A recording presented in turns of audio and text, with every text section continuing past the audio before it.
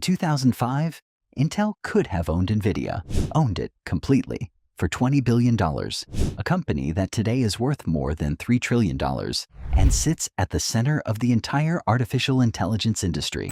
Intel said no. Intel had every signal it needed to see the future coming and chose again and again not to act on it. By the end of this video, you will understand exactly how a chipmaker with more money, more engineers, and a 20-year head start ended up watching its biggest rival build the most valuable company on the planet. Intel said no because Intel was super dominant at the time.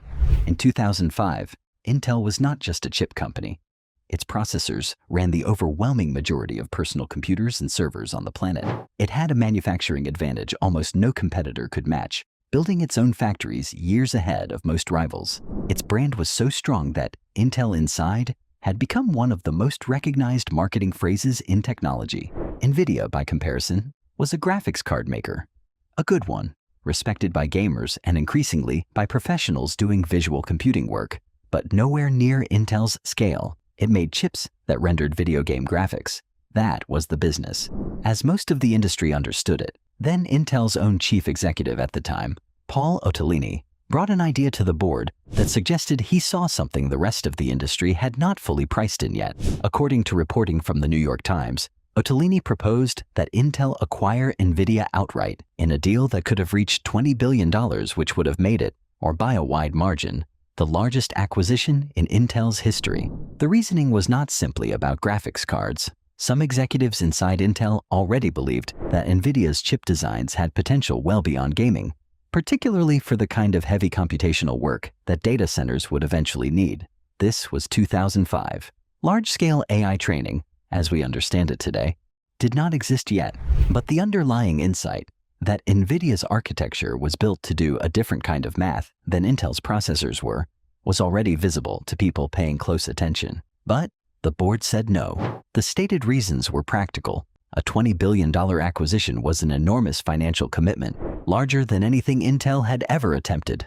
There were real concerns about integration, folding a company with a completely different engineering culture and product line into Intel's existing structure, and Intel's track record with previous acquisitions had not been strong enough to make the board comfortable betting that big. Those were reasonable concerns in isolation, but they missed the larger point. Intel was not just being asked to buy a graphics card company. It was being offered a chance to control the architecture that would eventually become the backbone of an entirely new computing era. And it turned it down because the deal looked too large and too unfamiliar. Otellini let the idea go. Intel moved on. Intel did not simply ignore the graphics and parallel computing opportunity after rejecting the NVIDIA deal. It tried to build its own. The project was called Larrabee, and the idea behind it was ambitious. Instead of buying NVIDIA's expertise, Intel would design its own many-core processor built around a large number of simplified x86 cores working in parallel, aimed at both graphics rendering and general-purpose parallel computing. On paper, this was a serious attempt to compete directly in the space NVIDIA occupied. In practice, Larrabee struggled.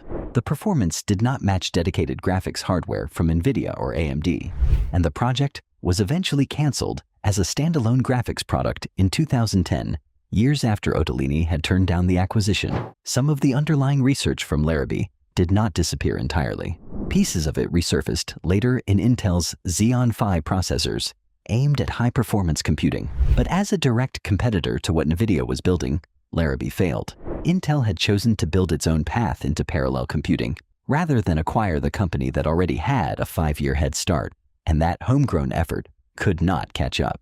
In 2006, a year after Otellini's proposal was rejected, NVIDIA released something called QDE, a software platform that let developers write general-purpose programs to run on NVIDIA's graphics processors, not just video game rendering code. At the time, this looked like a niche tool for a narrow set of researchers doing scientific computing. It was the single most important decision NVIDIA ever made, and Intel had no equivalent answer to it for over a decade. CUDA meant that when machine learning researchers, years later, needed massive amounts of parallel computation to train neural networks, the software ecosystem to do that work efficiently already existed, and it ran on NVIDIA hardware. Every research paper, every open source library, every academic lab that built its tools around CUDA between 2006 and the early 2010s, was quietly constructing a dependency on NVIDIA that would become almost impossible to unwind once deep learning exploded into the mainstream around 2012. Intel's processors were still the fastest general-purpose chips in the world through most of this period. That was never the issue.